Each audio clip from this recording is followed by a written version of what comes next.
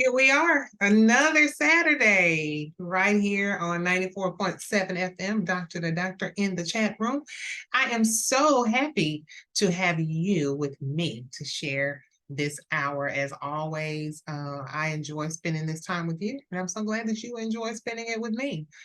We have a great show lined up for you today. I've been blessed to cover an arena of topics on this show. And I have to tell you, relationships is one of my absolute favorites. Today, we, along with our special guest, are going to explore relationships at a different angle. We're going to talk about faith-based relationships, faith-based couples and relationships. And we'll look at how faith can unite us in a powerful way. It can be the glue that keeps our relationships together in that darkest hour. According to a recent study published in the Journal of Family Psychology, such relationships and the aspects as spiritual intimacy and compassionate love can successfully guide a couple through many challenges that they face, from parenting to preserving the warmest feelings, even after decades of marriage.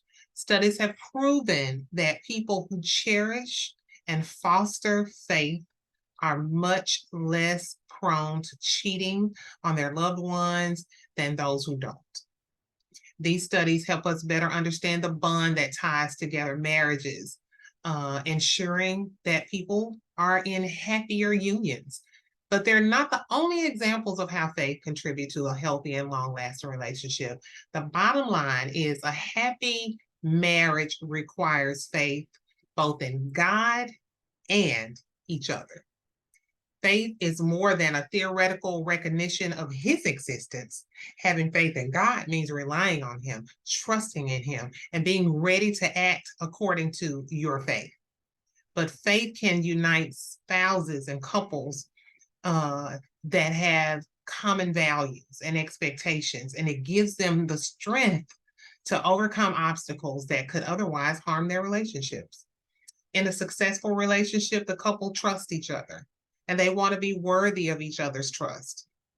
Any strong relationship should be based on mutual trust and reliability. Faith in each other, like faith in God, can help couples overcome uncertainty and justify each other's high expectations. Today, we want to welcome Dr. Vincent Terrell Polite and wife, Minister Arlene Heron Polite, in the Doctor to Doctor chat room. They are going to talk to us about how faith-based relationships, and they're going to talk about how we build those relationships and how we manage those relationships. Dr. Vincent Terrell Polite is a distinguished mental health professional and esteemed U.S. Army veteran. He has dedicated his life to empowering individuals and couples through relationship coaching and public speaking. With a compassionate and motivational approach, he has made a significant impact in the fields of human dynamics, communication strategies, and emotional intelligence. His unique blend of military leadership, academic excellence, and community service has positioned him as a respected figure in personal development and relationship coaching.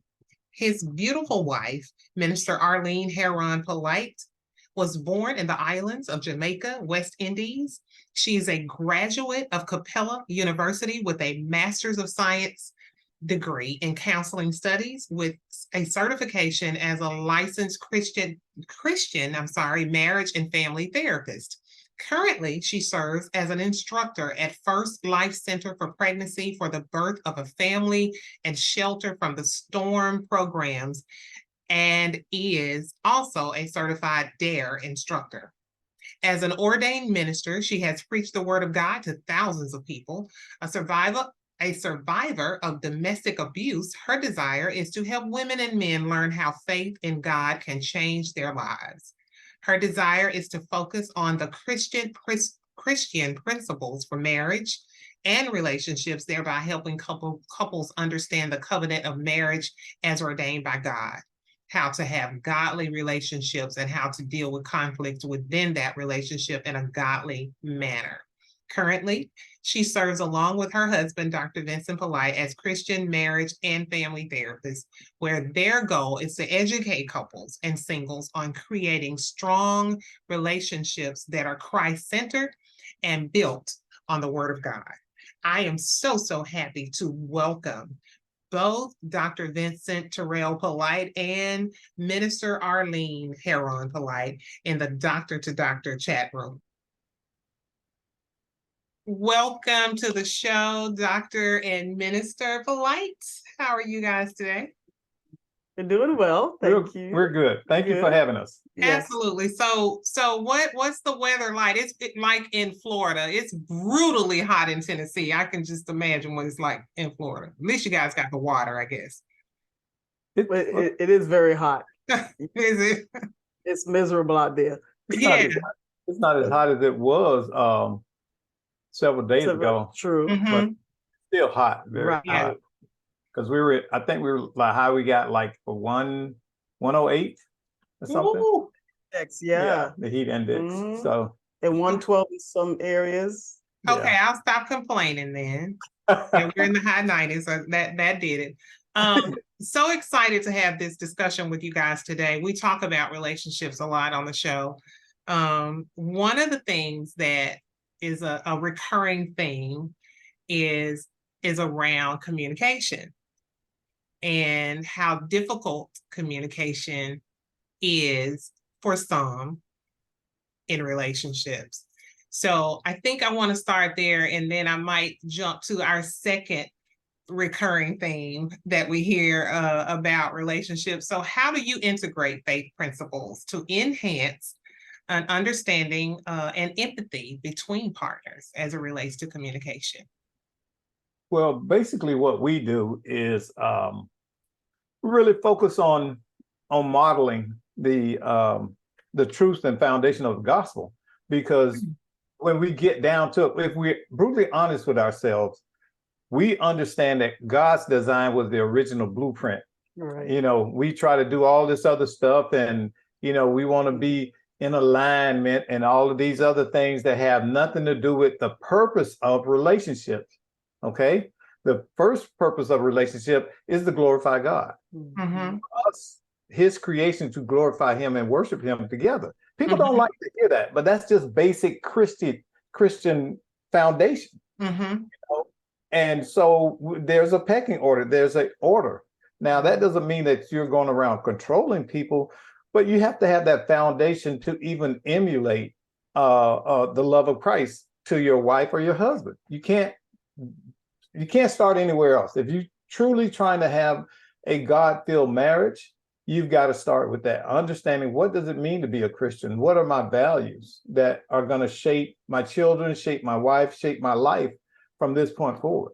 Yeah, and to add to that, so many times we bring our emotions, and it can be, centered and our emotions should not be the center of living a faith.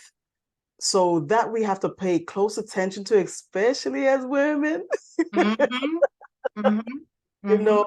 the first thing when we approach anything, emotions, most times or many times we approach with emotions. Take over.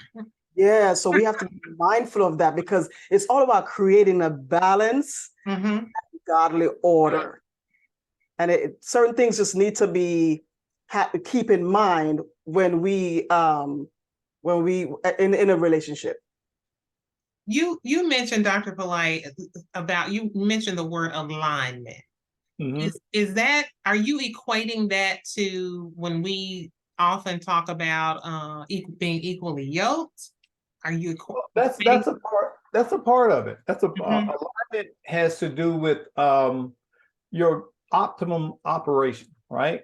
If you had a car and you didn't put oil in it, it wouldn't work very well. It might work for a little while, but it would not work the way the manufacturer intended. That's why you have the the owner's manual. They tell Right. you everything they intend you to do to optimize the operation of that car. Mhm.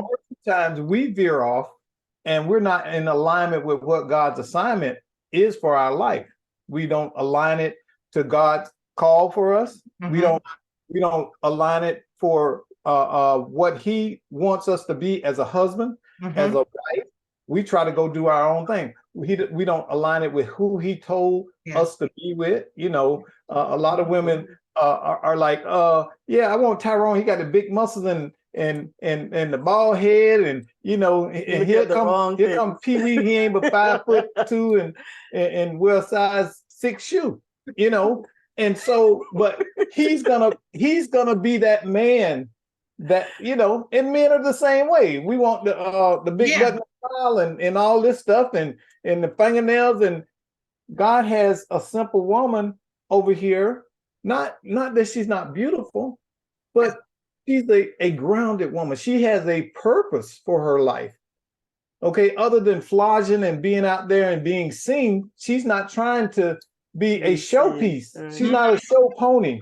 She's a wife. And it's a big is- difference. That's deep.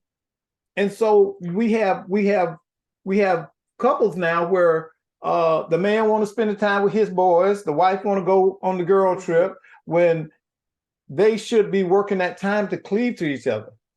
You know, this is not popular, what we are saying. It's really not.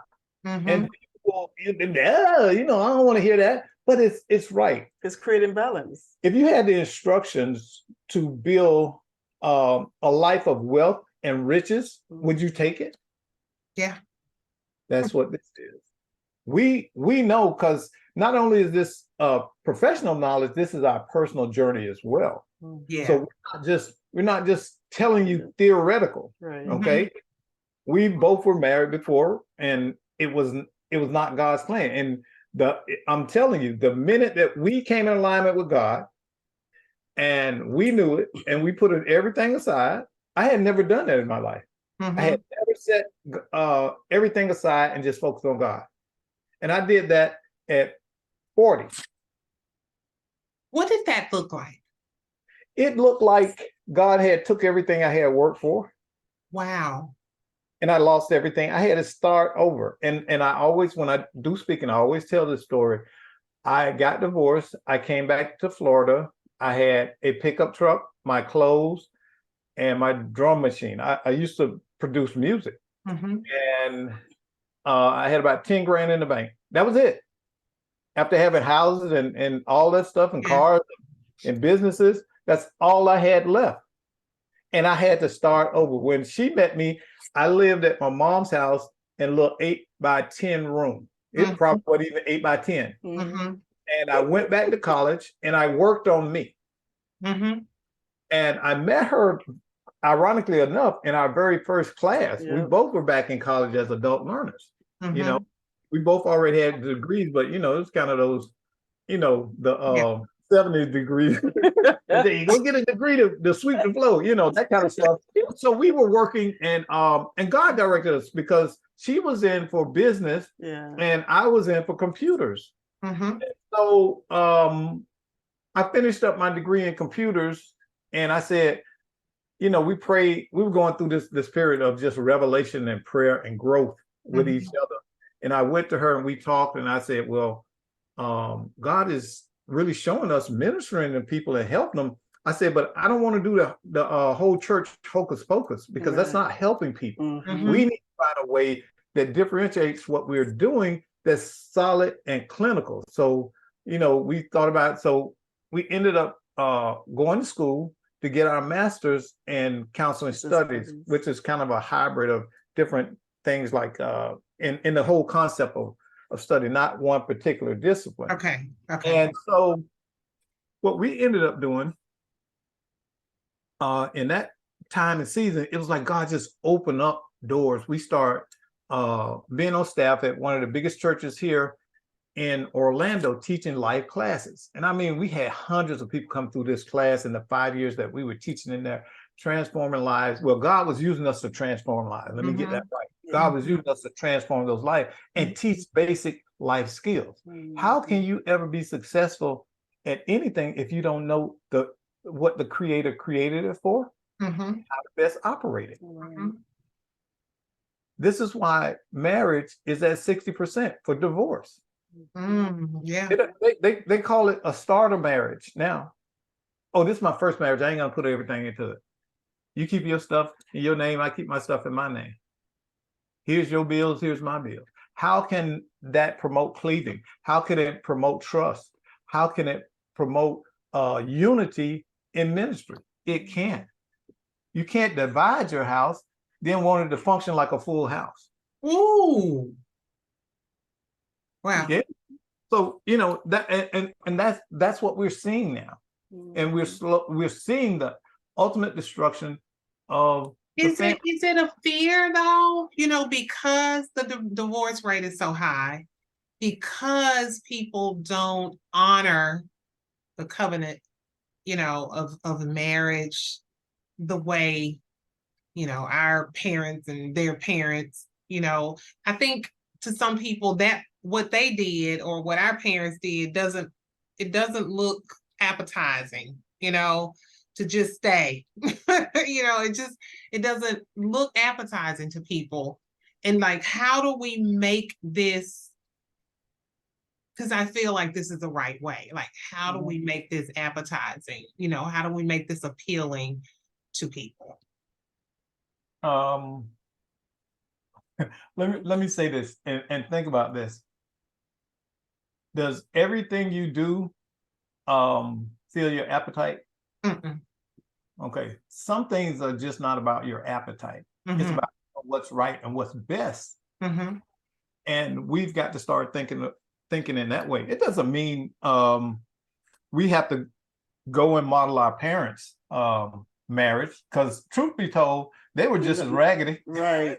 Yeah. They were raggedy. We sugarcoated. Oh, back in the day, Big Mama and Grandpa, they lived together. Yeah, but they lived together for 42 years. Grandpa had his room. Yeah. Mima had her room. Okay, and Grandpa had 3 different families. And he rotation all week. Okay, so it was not like they were living a virtuous life. Then you found out when you're 39 that, well, Grandpa and Grandma wasn't really married. They was just shacking. They were common law. So we have this stuff, and we it's like a donut. You dip it because you think it tastes better. So we cover it up and make it palatable because we want to look at them and esteem them in a certain light.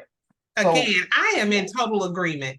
I guess I'm just trying to think about how some people think, right? And when you start talking about spirituality, and how people think you throw away the romance, you throw away the fun, you throw away, and you don't, but that's how people will view it, right? Like, listen, this beautiful woman here, we have fun. We have adult kids. They're her stepkids, my kids. We go spend time with them, but our time is ours. Both of us are retired, and we have a blast. We thoroughly enjoy each other, and we've been married now 19 years, been together 20. So I mean, the spark has not stopped. Not for me. I know, not for her. It has not stopped. And I think sometimes the excitement, it can also go back to how we were raised. Because I grew up Pentecostal, and it was very strict in certain things, and a lot of things wasn't discussed, like being, knowing yourself, what is it, discussing your feelings, and your parents sitting down and talking sexuality, and that kind of thing that's important as a human. So when a lot of things not discussed, so you get into the relationship and you're hesitant about things. You feel as if there's nothing much to it. It's just to get married, have kids, and the exciting part of it is dumbed down on us. Like it's as if, we can't have too much fun. I think it's just a mindset that people go into a relationship with. That's it. It's a mindset. We are at break. We're going to come back and we're going to talk about the role of trust. and the role of spirituality in terms of building trust within a relationship. We'll be right back on 94.7 FM on Doctor to Doctor in the chat room in just a moment.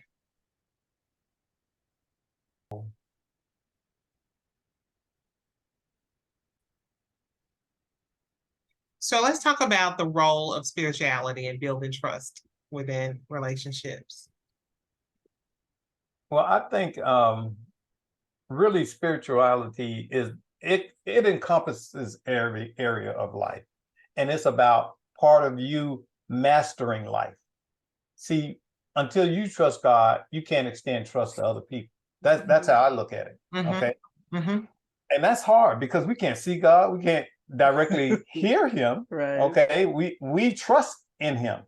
So that's where we begin to really love that trust. And then we discovered a tool that really works for us when we get irritated with each other, and we do because we're different humans. That's right. Okay. Sure. We have learned to ask ourselves, why did I get mad about what she said? See, that because guess what? I am, nobody can make you mad. You choose to be mad. Right. It's a choice. It's a choice of reaction. Okay. So taking ownership of one's feelings can put you way ahead of the game. Why did I get upset when she said, you need to lose weight? Oh, because I do. It irritates me, and I feel some kind of, it makes me upset because I know it's a goal I need, and I haven't really put the effort, and she notices, so that's why internally I became irritated with her. But we have to learn how to be that honest with ourselves in order to be honest with other people. I think that's a great strategy. So what we do is we put everything out. We got a period of discussion, then it's done. Then it's done, okay? Because also we realize that our problems aren't our marriage.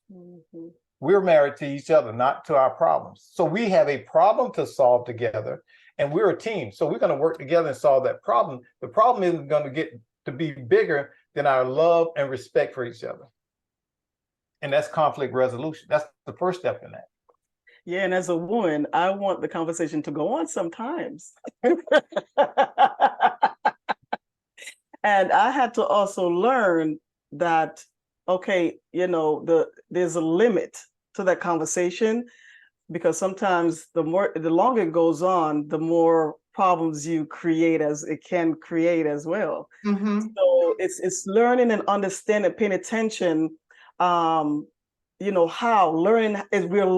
both learning how to have conversations. So it takes patience, it takes listening, and and just learning to humble yourself and take your time. So do you walk away from these discussions feeling satisfied, that you've come to a resolve? Most of the time, if we can't resolve it, we'll walk away and then come back and revisit it. It's not, we don't want to belabor the point till we're frustrated. And we talk about communication, but communication is not the problem. Comprehension is. Yeah. See, we can communicate all day, but if I'm not understanding her and she's not understanding me, we're not communicating. What about that piece where I think this might be more of a female thing too, when you just kind of really, I'm set on this, like this is how I feel, and you're not, like, mentally, I think sometimes we don't want to compromise or bend on what we're feeling. And I guess you don't have to. It's just about coming to a resolve about what you're feeling. Why do you feel that way? I'll let my wife answer, but why? I just want to know, why do women feel they have to get the answer? Okay. Maybe that's not time for the answer. See, it's about maturity too. Okay. You can't be, I want what I want when I want it in a relationship.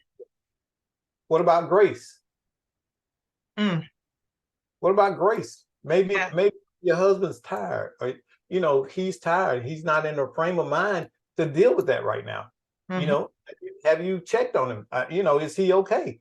You know, things could be going on internally that you know nothing. It ain't always about you. Mm, We got to learn that. yeah. You know, and we do wellness checks with each other. Are you okay? That's beautiful.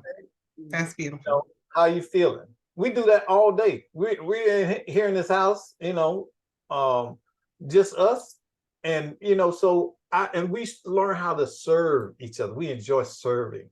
We don't, you know, how couples fight about chores and stuff. We just have a routine. A lot of time, I like to cook. My wife doesn't like to cook. I like to clean. She like that's what we do. We get out there in the yard and we both garden, and we go. I go grocery shopping most of the time, and so we have found what works for us. Every couple is unique. There's no hard fast rules. Okay, you have to do what works. And then what was beautiful too, and I have to give her all the credit because I had never done this in a relationship. We waited. We abstained until we were married. That gave us time to actually know each other. Yeah. And talk about dreams and hopes and where you know, we wanted to go in life. What will our marriage look like? So we our had beliefs. we made sure that our beliefs matched up. Yeah. Okay. And that took some doing because I'm American and she's Jamaican, and we like passing in the night. We're like, huh? No, that's not what. Yeah, and you know, so we have to trust me. It's a very different culture. Yeah, and people don't see that. They don't understand that. You know, all Black people aren't the same the world over. Right. And so even in our dynamic, there are cultural differences. You know, I have to say, oh, okay, wait a minute. We have to discuss. Because you know, I was shocked when I found out certain words I was saying was cuss words in Jamaican. And I'm like, that's not a cuss word. So, you know, but I had to, okay, that upsets my wife. I don't need to say that in front of her. So I had to understand that. Learn to respect each other. Yeah. Yeah. So speaking of differences, how do you approach couples that have different religious backgrounds? And, you know, how do you approach counseling with these couples? Well, first, there has to be a discussion. I realized that when you discuss, okay, if I discuss my belief with my husband and how it looks, so I represent what I believe. Everyone needs to tell and talk about how does it look day by day. You know, like some people like to worship on Sundays, some on Saturdays, and you know, different things. Yeah. So everything needs to be on the table. This is what my religion look like. This is what, you know, and also discuss what you're able to, you know, that's not too, you know, important or you know, things that you can probably overlook so we can come together. You know, it's just to me, it's basically just go talk about you know, who you are. It is who you are. So that needs to be on the table. So later on, you're not saying something and I'm like, okay, wait a minute. I didn't know you do that kind of stuff. Right. Right. You know, that can create an argument. So make sure you put everything on the table from the get-go. And we ran into that when we first got married because I grew up AME, and you know, AME bougie and like, hallelujah, like that. So my wife actually, we were supposed to pray together. So I'm like, and she say, go ahead. I said, I can't. She say, I can't hear you. I said, you ain't supposed to hear me. This is between me and God. And so, no. I don't know who you're praying to. So, you know, and now that became a big argument. Yes. I think that was our first really big deal. Relationship. Because I'm like, you can't put me in heaven. Because we didn't discuss about that. Yeah. You know, there's some things it won't come to mind. Yeah, you kind of assume. So what do you do when this pops up? Like, yeah. That is funny. Yeah, but when you talked about your differences, did you find common ground? Yes. Yes. Yes. We created a plan. around those differences. Yeah. Here's what we're gonna. Okay, here's what it's gonna look like for us. Mhm. And so that's what we work towards. Anywhere there was differences, we work towards creating a plan about it, and then we focus on learning that and trying to stick to that. Okay. In faith-based counseling, do you guys address issues related to intimacy and physical connection with respecting the couple's spiritual values? Okay, so when you say spiritual values, what do you mean as let me see how to answer that. I look at if we're talking about intimacy and sexuality, those are two different things. Okay. Intimacy is more about a spiritual bond beyond the bedroom. Okay. And I always tell couples, orgasms are the most exciting thing you'll ever experience in life. God. So if he didn't want you to have one, he wouldn't make it feel so good, and you would all the time. Okay. So there's nothing wrong with sexual satisfaction. Unless, in far, honestly, the church is not very mature. It's like sometimes talking to church folks is like talking to third graders. Ooh, you better not say sex. Well, we all got here via sex. Right. Okay. Yeah. Don't act like you don't have it. This is why it's so covered up, and so many people are sexually frustrated because they don't even know who they are sexually. And that's a part of everybody don't like the same thing. Okay? Some people, they want to feel the room shake. Some people just want to, get it over with. We all have different temperaments. Not ensuring. Now, we didn't have sex before marriage, but we talked about sex. Right. We talked about it a lot because I didn't want to get a brick in bed, okay, and she didn't want to get a short stick in bed. Yeah. So Right. So we had to make sure that it's a way you can do it, being number one, being mature and talking about sexuality. Okay, just because I see you naked don't mean it's sex. For Americans have this frustrating immaturity about bodies and sexuality. Yeah. And it's not that prevalent in the rest of the world. Right. You go to Europe and people, That's true. they whip it out and they'll pee right there. First time I saw it, I was like, what? They peeing on the street, but it's not the same thing. Then I went to Japan and you go to the public bath and you bathe. There's nothing sexual about it. Those people in there bathing. So it's our lack of maturity in that area that demonizes and makes us have the hangups and the hookups we do about sexuality. So let's put some more maturity in the church about what sexuality is. Sex should only be going between a man and a woman, okay, and married. If you want to get to it, we put all the whipped cream and the coconut and the walnuts and all that stuff and the chocolate all over it. That's not how God did that. He didn't design it to have all that extra stuff, the whips and the chains, and we did that. Man did that. Yeah. Okay. Sex is about cleaving. Okay. You ever see a real old couple that's been married 45, 55 years and they still, they clean each other's mouth and they kiss and honey, to tell that their love and affection is genuine. Yeah. Okay. But they look alike. They start looking like you can't hardly tell where one stops and the other one begins, because that's cleaving.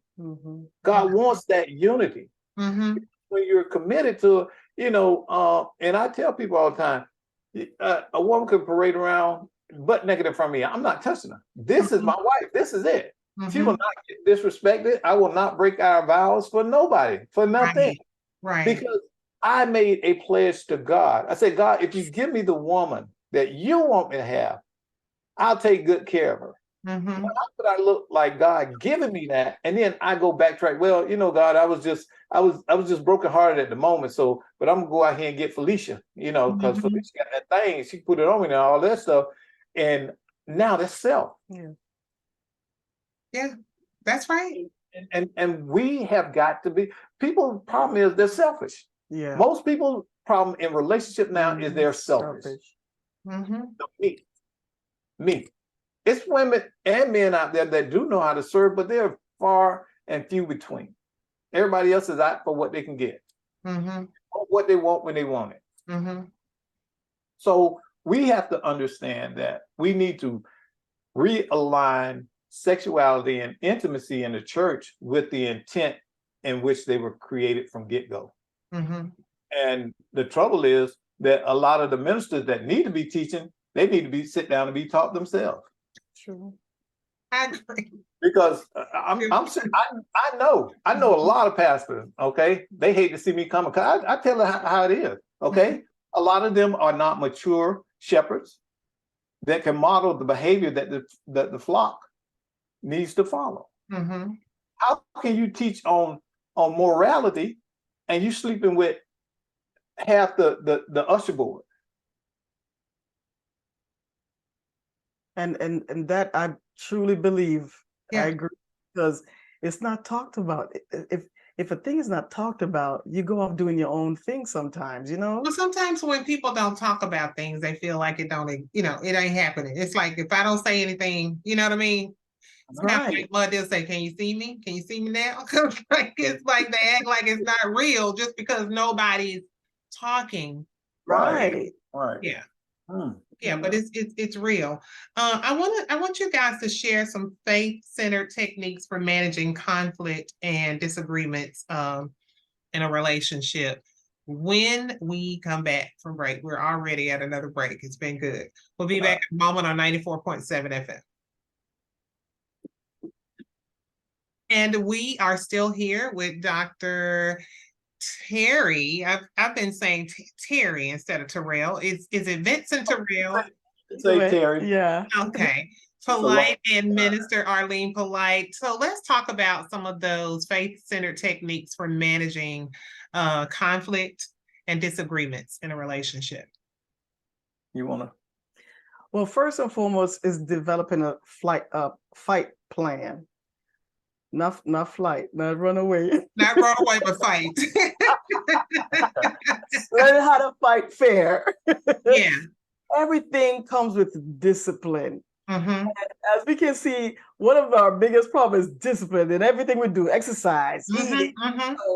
And so the coming together, I think everyone needs to understand that it's not just it's such an easy thing. Everything takes discipline, it takes work, right? Just like how we go to work as well. And it's having that your mind transformed, because we were once single, okay, and our thoughts were single. Mm-hmm. Coming together with someone, it needs to not be single, but thinking of the other person. It needs to matter, and it just understanding that there's going to be difficulties that's going to come up. No one is perfect. So it's getting ready for that. What's going to happen when this happens? Because it is going to happen. You can't trick yourself through it and say, oh, it's going to be so, it's going to be easy and we're just going to have fun. Some people really say that. Yeah. We just gonna have fun. It's getting ready for it. Set goals that's gonna guide you to accomplish, or to that's gonna be work effectively in your life, to make you grounded, to help you to be focused. Mm-hmm. Focus on what's real. What is it? What is it that you're focusing on? What are your goals? Mm-hmm. Where are you going? Mm-hmm. So it's sitting down and understanding, okay, what do we do when things happen? How do you handle situations? And giving yourself time, watching the person as well. Before you get married, watch them how they handle problems. Because if you give it, we waited for a year. In a year, you will see some things. Yeah. So with that said, let's talk about like, one of the things I hear a lot too is, like men don't want to talk. Men don't want to communicate. I hear that a lot, right? If a person, whether it's the male or the female, if they are shutting down or they don't want to open up, do you guys deal with that too when you're working with couples? Now, let me tell you, and this is going to be controversial, but Okay. most women get this wrong. Okay. Okay. Men are men because they're men, right? Okay. Most women are expecting that man to have emotions about the situations the way that they do. Mm-hmm. He wouldn't be a man if he did. He'd be a woman. Okay. So you can't expect him to feel and have the emotional response you do, because most of your filtering in your life has come through your emotions. Mm-hmm. For men, most of our thinking and doing has come through what's best, our logic. Will this hurt? Will this cost? Can I fix it? Should I leave it alone? We're weighing problems, you're weighing feelings. And they're both correct.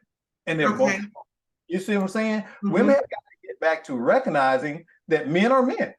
They're not gonna, I don't feel the way she could be over there crying and carrying on. That's not what I'm gonna do. Because I'm not emoting that in the way that she has. That doesn't mean that she's wrong. I gotta say, okay, this is where partnership and support comes in. I say, what can I do?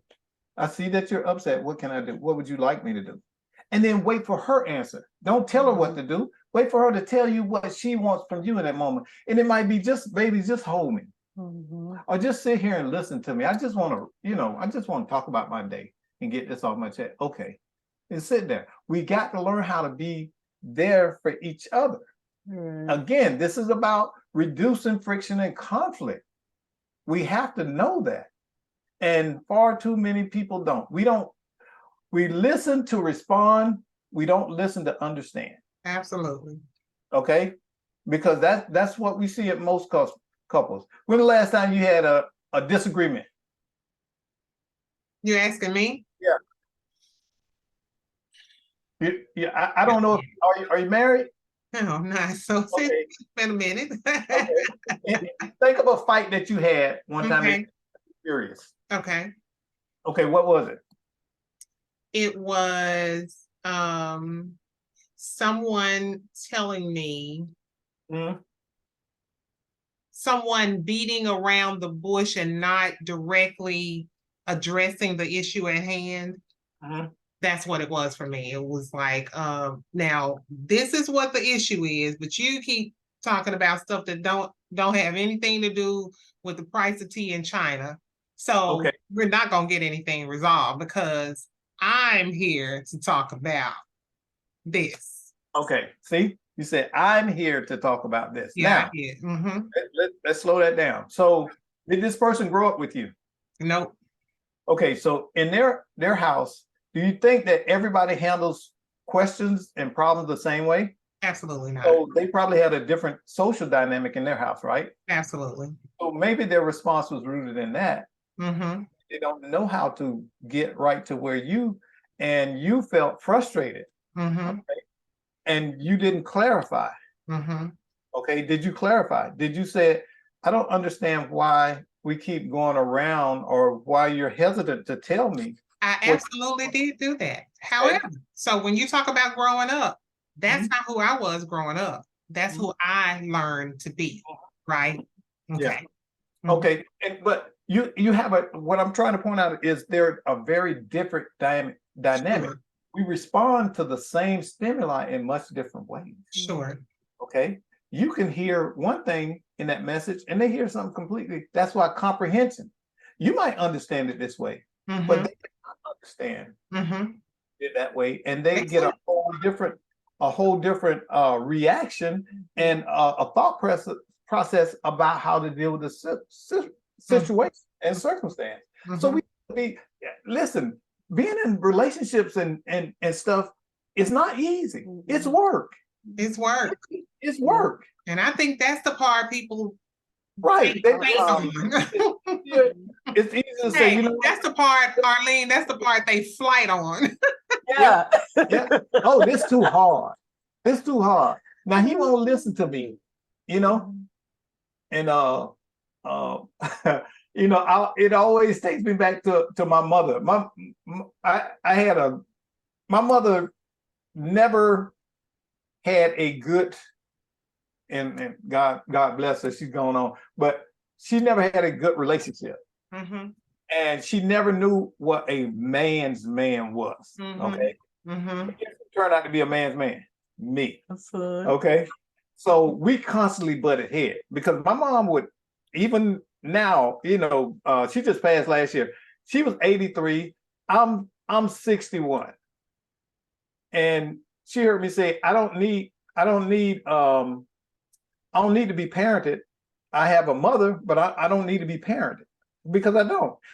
At 61, if I haven't figured out life by now, I might as well just go ahead and sit down somewhere. But my point about it was that there needs to be a dynamic and change in relationship in Black households. I see it. It is an epidemic. We overstep boundaries. This is where boundaries come in. Mm. We constantly need to redefine our relationships with the kids. Now, because I went through that, guess what? I don't do that with my kids. I ask them, do you want my input?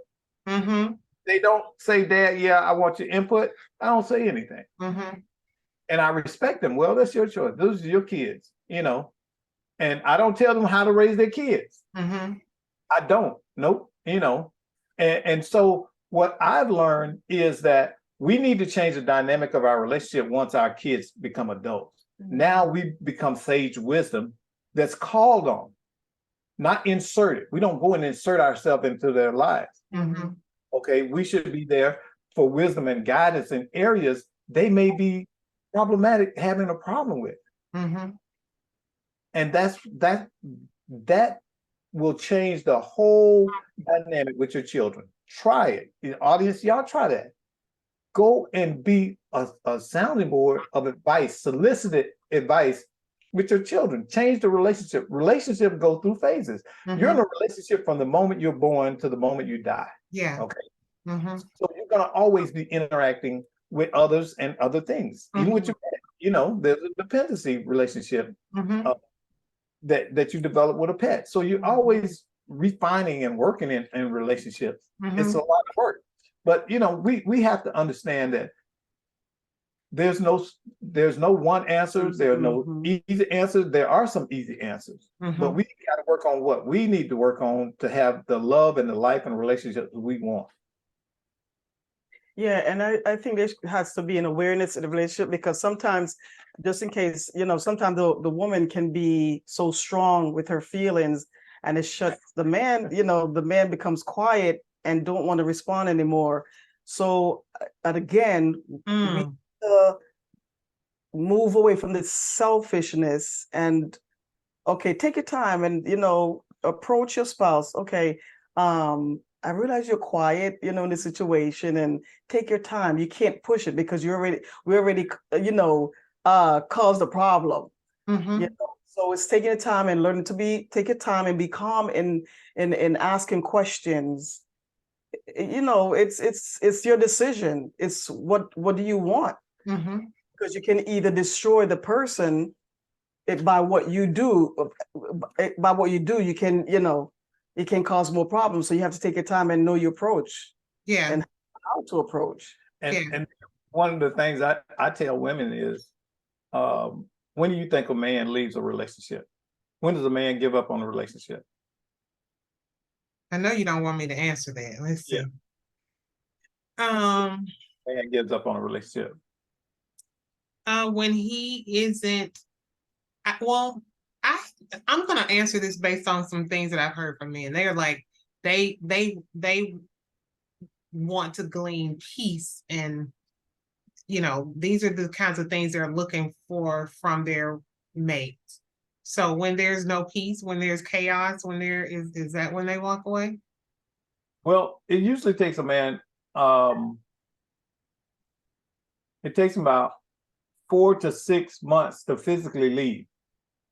But mentally, he checked out 4 to 6 months before. Once he's mentally checked out, the next step is for him to leave. And that's why he can come home, take a shower, and leave and not say anything. Because he has already left. He's not verbalizing it, his actions. See, you have to watch a man's actions. It's funny, and this is probably gonna be really funny for real. I have met guys that will be, I'm like, how long have you been single? Oh, I've been, I've been divorced for 2 months, but I've been over it, for the Yeah. last year, or something like that. And I've always turned that away. Like, nah, 2 months is not good enough. Oh, but I'm telling you, mentally, I've been out of this a long time. And usually it's because we're contemplating the responsibilities that we're leaving. Are there children? See, Mm. men get so short because too many women think that we don't love our kids, that we don't want it to work and all of that stuff. But nagging is not gonna nagging and insulting another adult is never gonna win you any concessions from. Yeah. It's not. That's just not. You can't treat your Good stuff.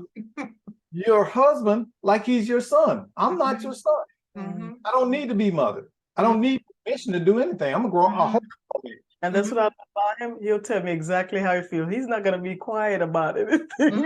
No, We communicate, and that's important. and she's not my child. She's not my daughter.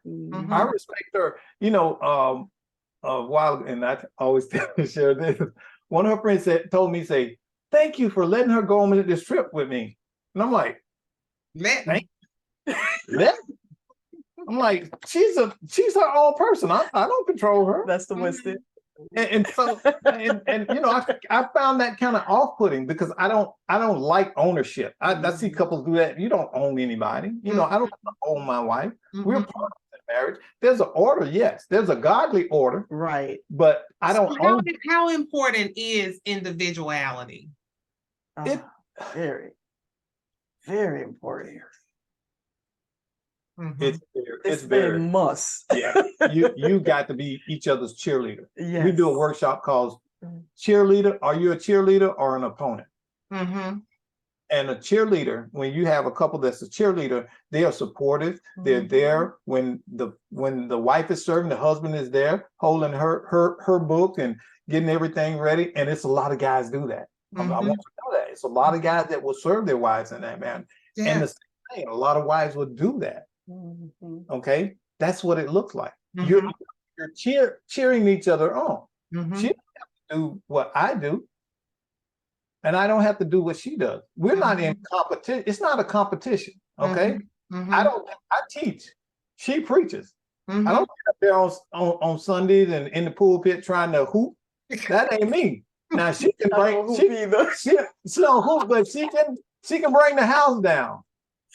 Okay. But I would feel so out of place trying to do that. That's not who God called me to be. But if you want to go home and have your thoughts mess with you all night, I'm your dude, because I'm gonna make you think about some things. Yeah. And she's gonna deal with that spiritual aspect of getting you excited and ready and motivated to make the changes to get closer to God. So you recognize the strength that each other has. That's it. And we support it. Yes.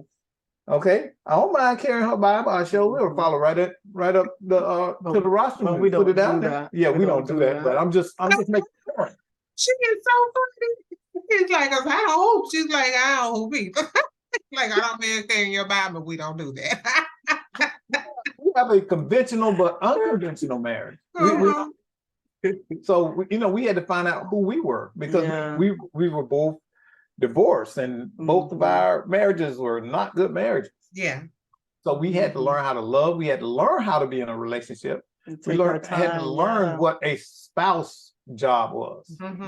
What advice do you give couples that are considering marriage?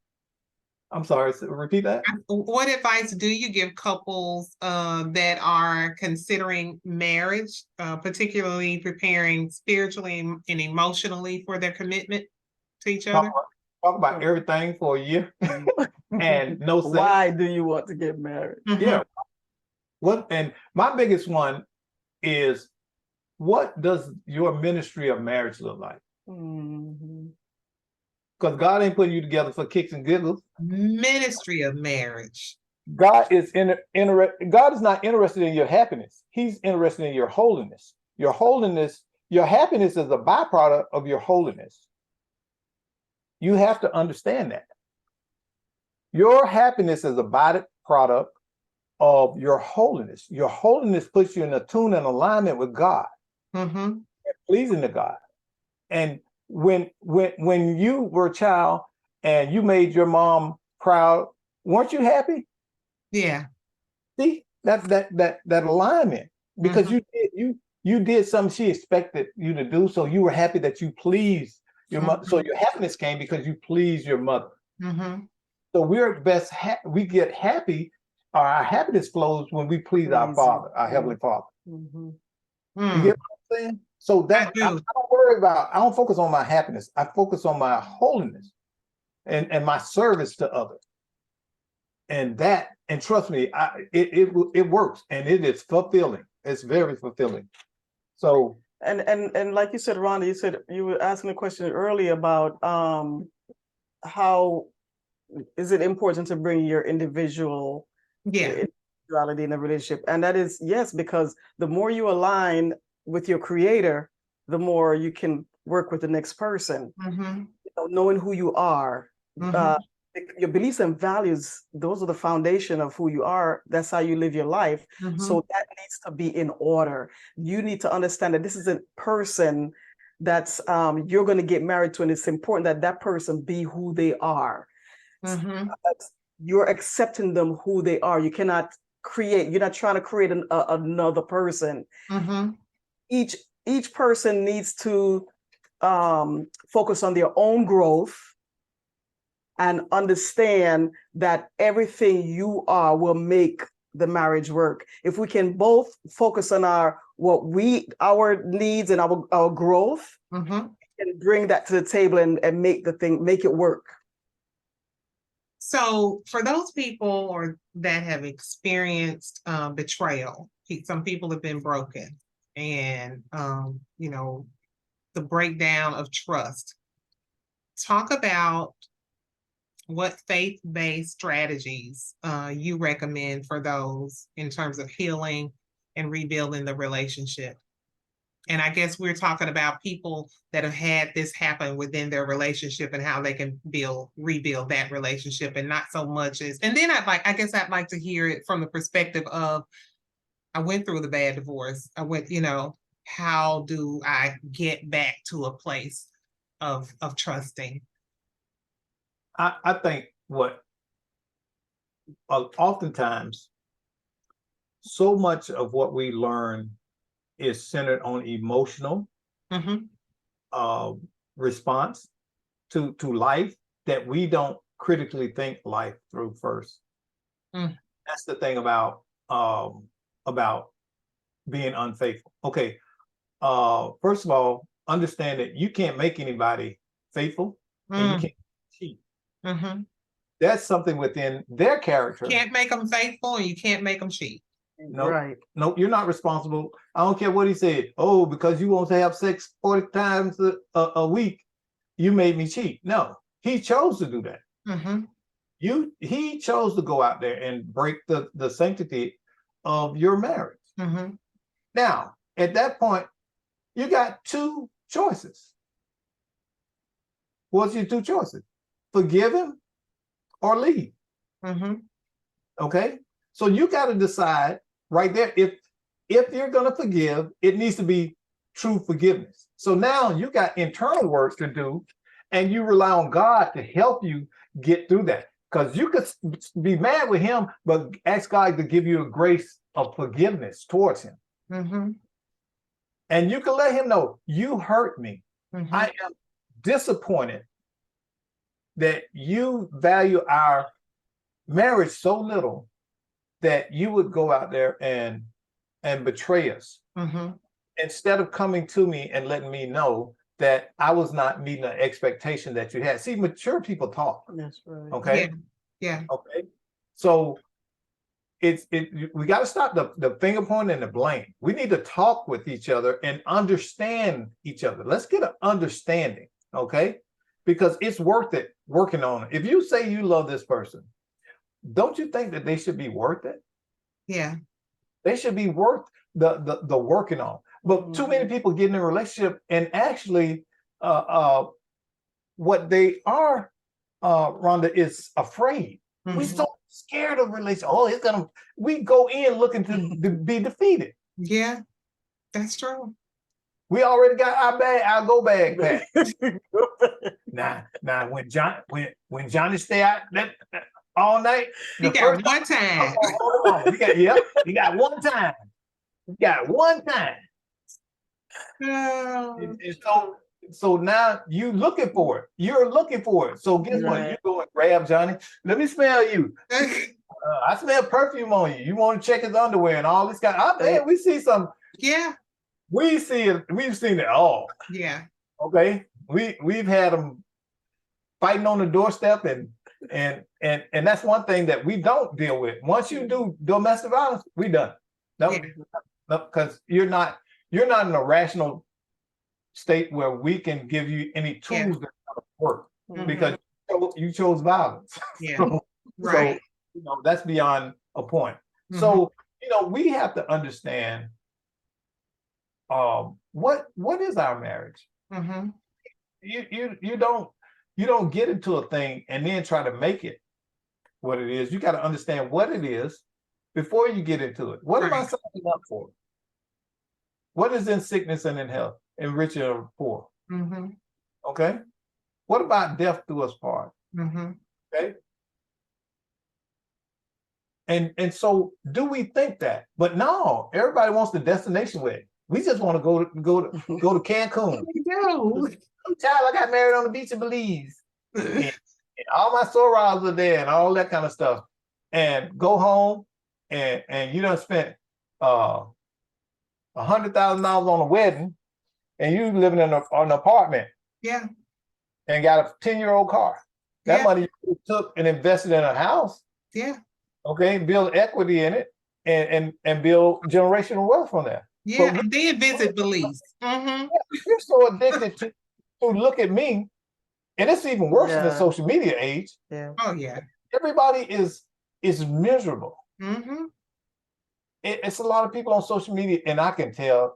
I'm a body language expert. Yeah. I can read them, and I'll be like, this person is not feeling what they're saying. No, I mean, rarely are people, I mean, I often say you can be anybody you want to be on social media. Just choose who you want to be and go ahead and make a post, right? You used to have to travel out of town and go where nobody knew you.